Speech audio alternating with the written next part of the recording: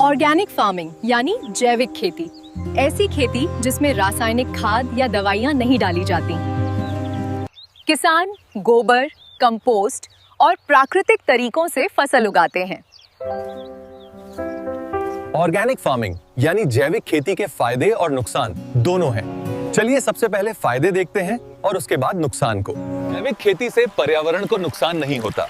पानी, मिट्टी और हवा में प्रदूषण कम होता है। जैव विविधता भी सुरक्षित रहती है।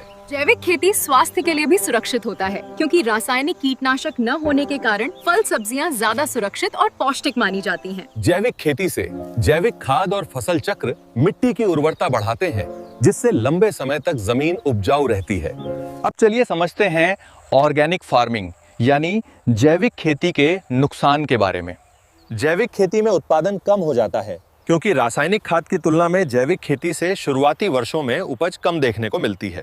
इस खेती में समय और मेहनत ज्यादा लगती है। केंचुआ खाद तैयार करना, पौधों की प्राकृतिक सुरक्षा करना, इनमें काफी समय और श्रम लगता है। ऑर्गेनिक फार्मिंग के प्रोडक्ट बाजार में महंगे बिकते हैं, जिससे हर किसान इन्हें खरीद नहीं पाता। किसान को भी तुरंत ज्यादा लाभ नहीं दिखता।